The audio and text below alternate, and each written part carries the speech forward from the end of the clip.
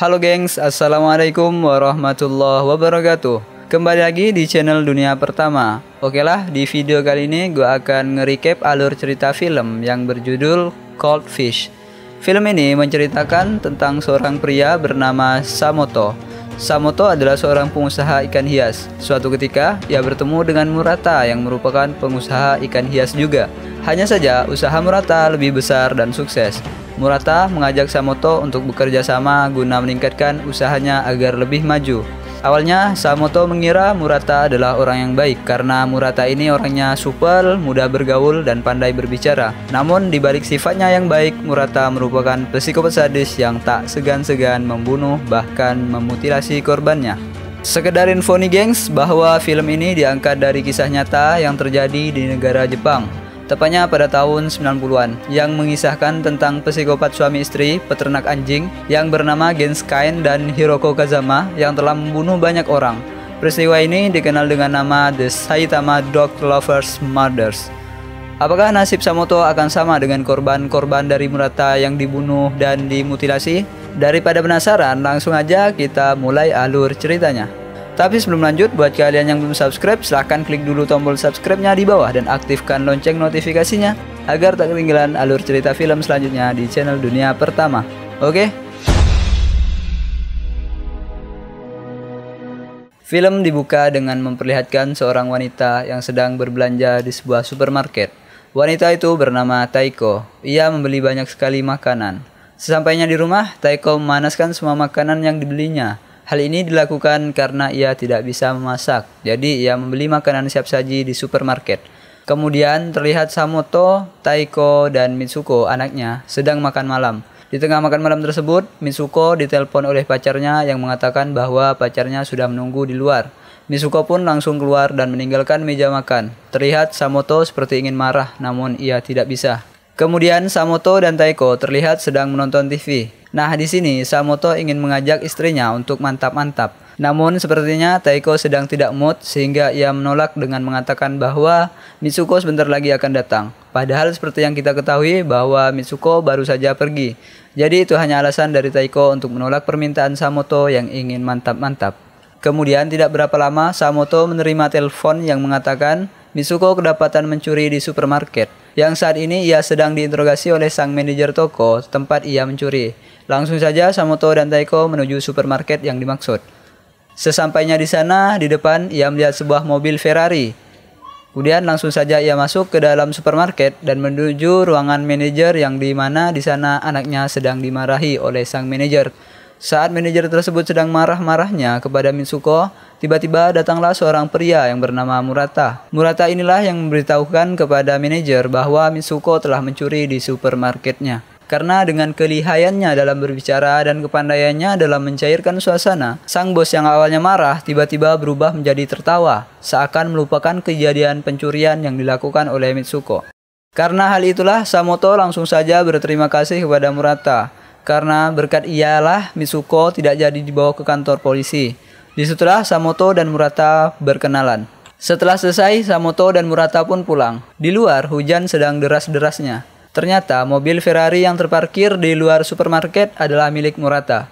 Kemudian Murata menawarkan agar mereka datang ke rumah Murata sebagai langkah awal perkenalan mereka.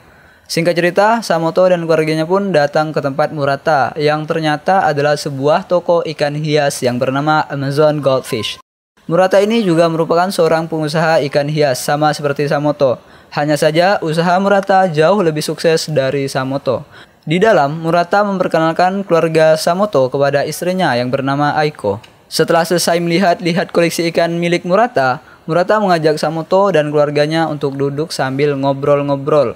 Di tengah perbincangan Murata, Samoto teringat kepada perlakuan kasar anaknya kepada istrinya. Hal itu dilakukan Mitsuko karena ia tidak suka dengan ibu angkatnya tersebut. Dan ibu angkatnya juga seorang perokok yang dimana Mitsuko beranggapan bahwa ibu angkatnya tersebut merupakan wanita murahan atau pelacur. Murata menawarkan agar Mitsuko mau bekerja di tokonya, sehingga besok ia bisa langsung untuk mulai kerja. Dan Mitsuko pun mau bekerja di toko Murata tersebut. Samoto pun pulang. Murata juga ikut mengantar mereka sekaligus ingin melihat toko ikan hias milik Samoto. Sampainya di toko Samoto, Murata melihat-lihat koleksi ikan hias yang ada di toko tersebut.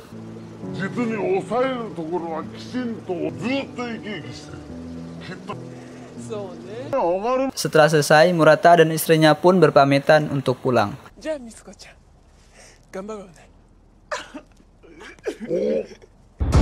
Esoknya, Samoto dan Taiko mengantar Mitsuko ke toko milik Murata. Karena hari itu, Mitsuko akan mulai bekerja di toko tersebut. Sesampainya di sana, Mitsuko diperkenalkan oleh Murata kepada anak buahnya yang ada di sana. Murata juga menjelaskan apa saja pekerjaan ia saat berada di sini dan di mana ia akan tidur dan beristirahat.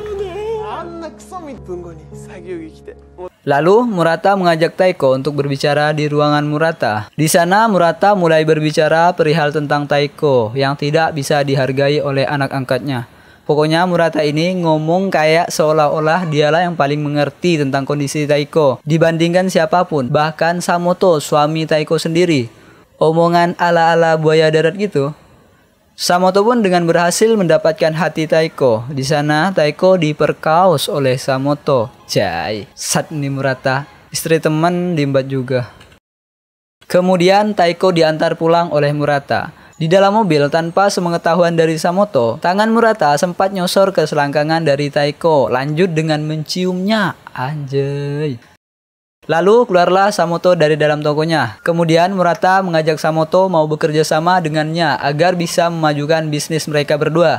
Samoto pun mengatakan bahwa ia ingin membicarakannya terlebih dahulu dengan istrinya.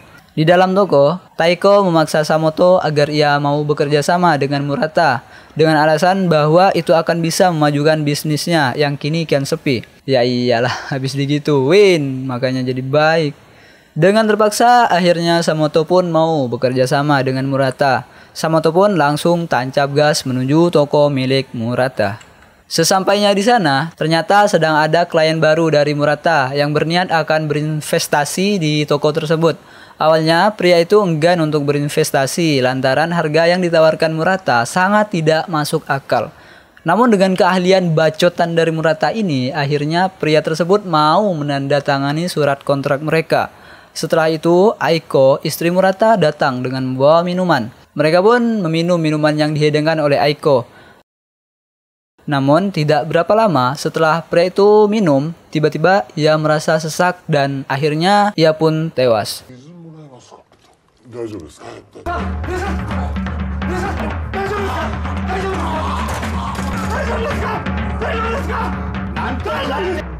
Samoto yang melihat itu pun merasa takut. Namun, Murata menjelaskan bahwa ini adalah hal biasa dalam bisnisnya. Kemudian, Murata dan Aiko membungkus mayat pria itu dan membawanya ke dalam mobil milik Samoto. Mereka memerintahkan Samoto untuk membawa mereka pergi ke suatu tempat.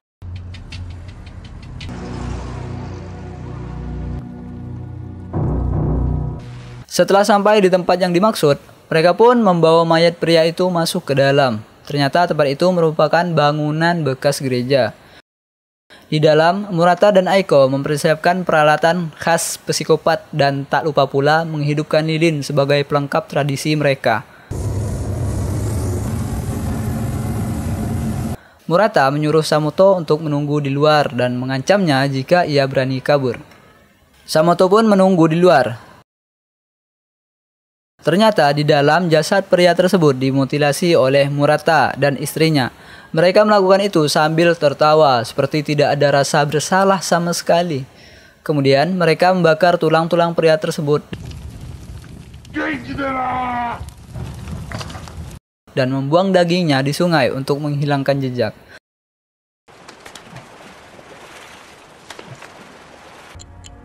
Setelah itu mereka pun pulang. Esoknya, Samoto diminta Murata untuk datang ke tokonya. Sesampainya di toko Murata, di sana ternyata sudah ada adik dari pria yang dibunuh oleh Murata kemarin. Yang ternyata adik pria tersebut merupakan gangster di tempat tersebut. Murata meminta kepada Samoto untuk bersikap biasa seolah tidak terjadi apa-apa dan menjelaskan kepada mereka bahwa kakaknya telah hilang sebelum menandatangani kontrak kerjasama dengan Murata. Karena kepintaran berbicara dari Murata,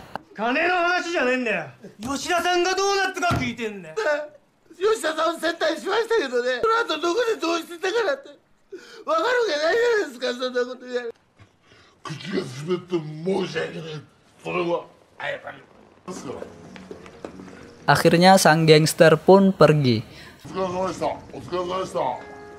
Setelah usai, Samoto pun pulang. Di luar, Samoto melihat Aiko, istri Murata, sedang berciuman di dalam mobil dengan pengacara yang selalu menemani Murata dalam setiap urusan bisnisnya, termasuk dalam kasus pembunuhan pria kemarin. Ternyata, Aiko berselingkuh dengan pengacara dari suaminya tersebut. Tak lama berselang, datanglah seorang detektif yang menanyai Samoto tentang Murata. Detektif tersebut sudah sejak lama mencurigai Murata terkait banyaknya orang yang tiba-tiba hilang setelah bekerja sama dengannya. Namun, detektif itu bilang ke Samoto untuk jangan memberitahukannya kepada Murata kalau ia didatangi oleh detektif. Hal itu demi keselamatan dari Samoto dan keluarganya. Tak lupa pula detektif itu memberikan kartu namanya, agar jika sewaktu-waktu ada informasi, Samoto bisa langsung menghubungi sang detektif.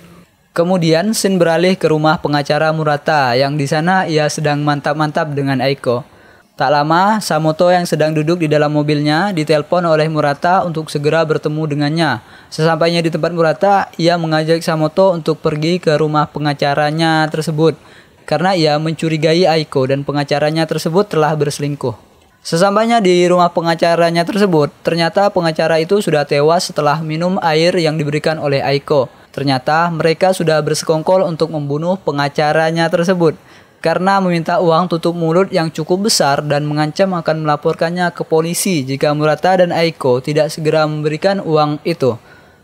Karena hal itulah pengacara tersebut disingkirkan. Sopir sang pengacara pun tak luput dibunuh juga dengan cara diberikan air minum beracun. Kemudian Murata, Aiko menyuruh Samoto untuk ikut membawa mayat tersebut ke tempat eksekusi. Sesampainya di tempat tersebut, seperti biasa, mayat-mayat dari keduanya dimutilasi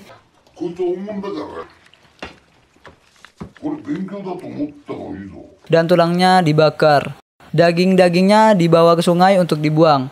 Namun kali ini Murata menyuruh Samoto yang membuang daging-daging itu di sungai.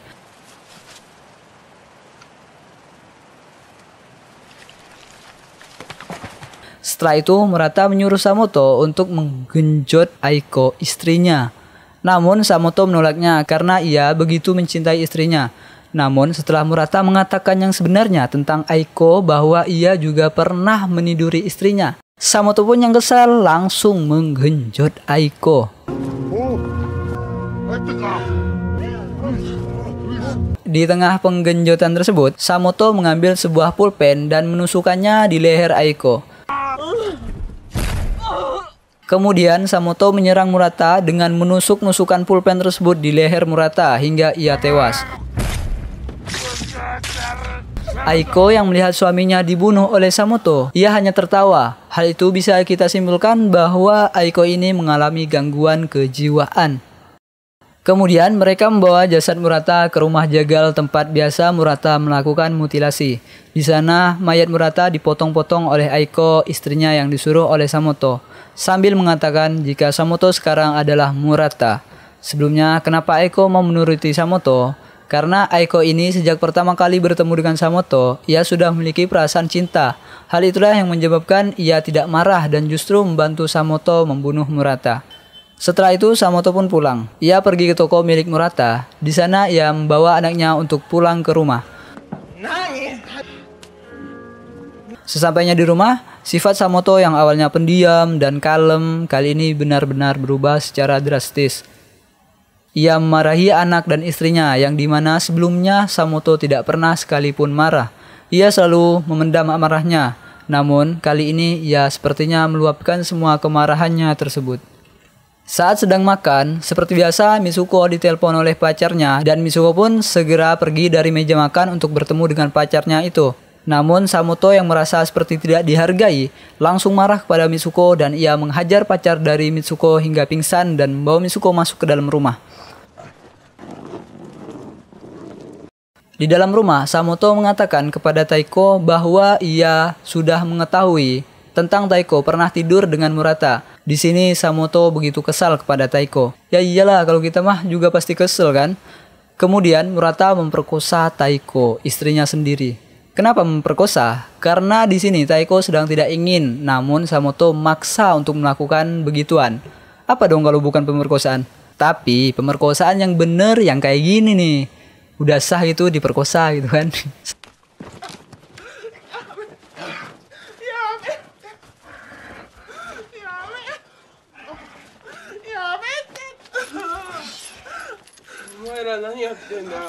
Setelah selesai, Samoto langsung pergi menuju rumah jagal milik Murata. Sebelum itu, di perjalanan ia juga menelpon detektif yang kemarin bertemu dengannya untuk memberitahukan lokasi tempat jagal milik Murata.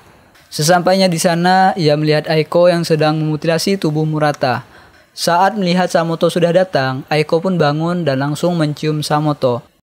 Dan pada saat mereka sedang melakukan enak-enak, Samoto yang muak langsung saja menghantamkan kepala Aiko dengan sebuah patung hingga terjatuh.